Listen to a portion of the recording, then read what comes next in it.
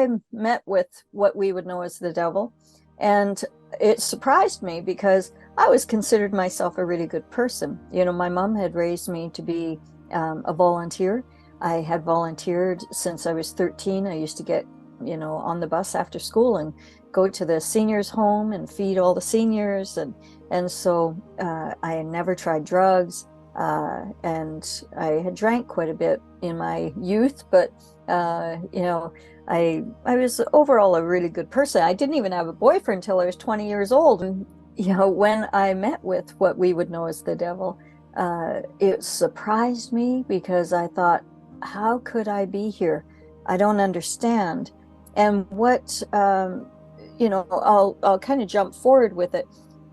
When I saw this evil entity, I understood very quickly that we're in the world of contrast, right? So up, down, left, right, you know, big, small, and my mind kind of computed that, not even kind of, it computed that if this thing is standing in front of me, then there has to be something in contrast to it. There has to be a God.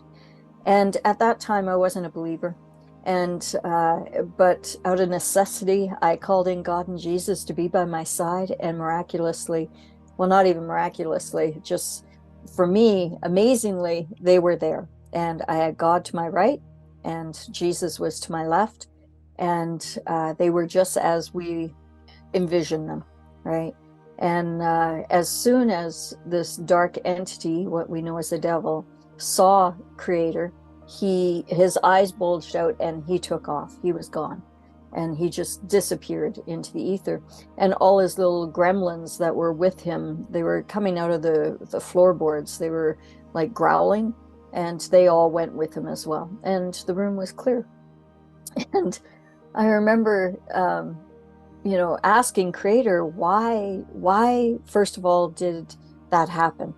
And the answer was that I was beating myself up so much that that the devil felt that he could have my soul, my spirit.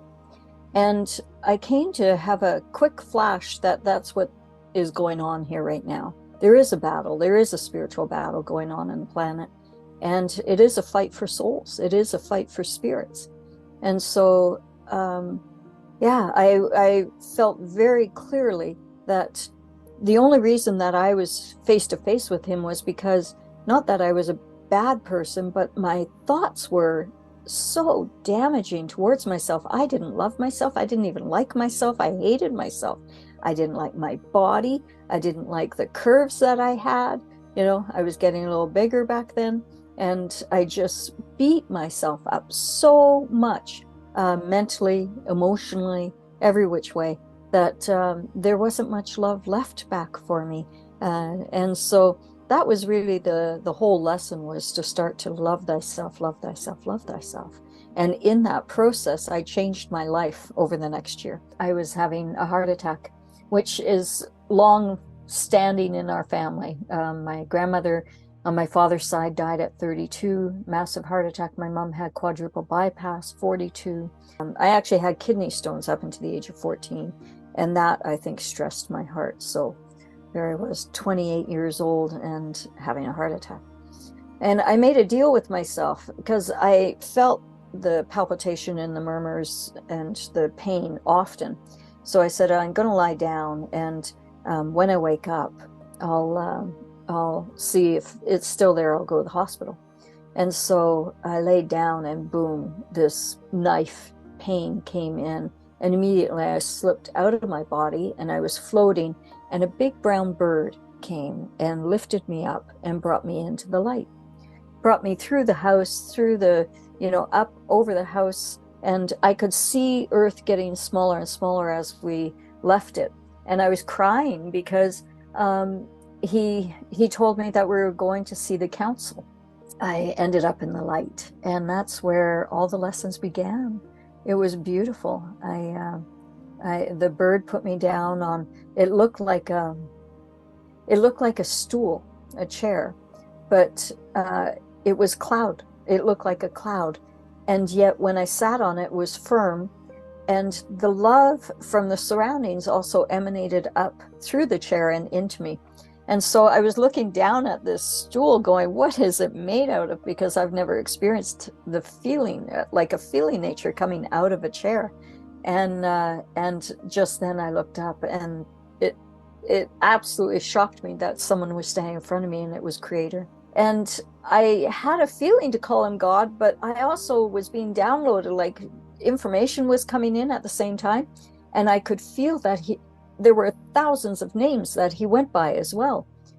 So many different faiths and religions and belief systems. And so I asked him, what name do I call you? And I want to call you God, but what name do I call you? And he goes, it matters less the name that you call me, as long as you call my name. And that touched my heart, because I realized that he's pure energy and just pure love. So we started to have a conversation, and that's where, everything began to unfold. And I was given these 5 lessons of life. Everything was telepathic. Like it was like having a full conversation, like what we're having here, but it was mind to mind, thought to thought. I skipped a part when the devil had ran. I went to bed, and I had cleaned myself up because I had vomited. I had choked on my own vomit. That's how I died the first time. And so I cleaned up the sheets and stuff and put them aside. And as I was doing that, I looked up. I laid down, and I looked up at the ceiling, and this black fog was coming in and filling up the room. And I started to panic. I thought, oh no, the thing's back. And it's kind of funny, because I was thinking to myself, maybe I didn't actually experience that. Maybe, I mean, this is seconds after Creator and Jesus left. When this black fog came in, all of a sudden I was like, no, I believe in God. Okay, I believe in you. Come back, play, because I thought that this was the devil coming back. And it turned out, I got on my knees. I prayed with such conviction, like I've never prayed before. And the black mist fog, it just kind of crawled down the walls, and it was filling the room to the point that I couldn't even see out the windows any longer. And so as it was coming in, I finally gave up, and I thought, oh, I've tried everything. And so I flopped on the bed. And as I was flopping on the bed, this big, booming, deep voice came in and basically said, you're safe. Just relax. Lie down, relax. The voice was so authoritative that I was like, okay, I'm going to lay down. Well, all of a sudden I started to be engulfed by this black cocoon, and it turned out to be the black void. So what I saw was there was a white void, a gray void, and a black void. And the black void is where all illusion begins. And so when I was floating in this black void, that's where some of the lessons started.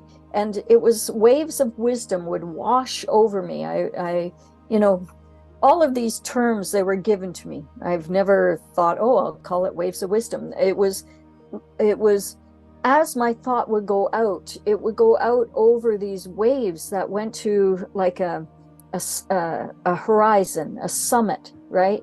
Mm-hmm. And immediately, all of a sudden, these big waves would come back rolling across, and I thought I was going to be hit by them, but they just washed over me. And so as I was floating in there, I asked, so is this what my elder spoke about, that this is the illusion, where all illusion begins, in the black void? And I heard, yes, this is the black void. And so you couldn't have negative thoughts in this black void. It was really interesting, because I was so used to having negative thoughts that I naturally tried, and it was like, oh, there's nothing coming up. It was like Creator was absolutely stopping those negative thoughts. And instead, I learned to train my brain to, in a very brief moment there, to start to exercise and think positive thoughts. And so they taught me a lot about, the mechanics of manifestation, I saw a memory of my first date with my first husband, and we had a very strange experience. I think when you have such levels of love, intense levels of love, you can do anything and everything.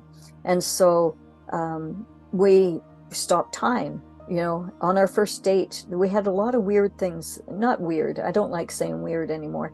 So you know, so many people are saying, what do I do on this planet? What you simply build that muscle of love. Love not only yourself, but everything around you. When you come from an utter place of love, everything will start to open up. And so the mechanics of the manifestation, I saw that ideas start in your gut and your heart. And it's like an idea will spark, and it runs through your nervous system, and it goes up to your third eye, and it ignites like you know, what does Abraham Hicks call it? She calls it a rocket ship of desire. And that's what it looked like. It came up and went into the pineal gland, and then came zooming out, and it opened up like this cone. And as soon as it did that, little fibers came out, like gossamer fibers, you know, like really silver threads and different colors. There were purple and pink and green and all kinds of different colors. And they would go zooming out looking for corresponding people, places, things that you were wanting to create. And they would then bring back those people, places, and things to you to manifest whatever it was that you were desiring. So I got to see the actual breakdown, the mechanics. So now, whenever I want to manifest anything, it's really quite simple because I just feel it in the gut. I see it coming up, and you know, it's like that light bulb moment, the spark within, and I allow it to go out. I actually feel, you know, those threads going out and looking for corresponding. And I trust that whatever it is I'm desiring will bring back the best, you know, and highest good for me and all concerned. And so that was the biggest lesson in the Black Void that was given.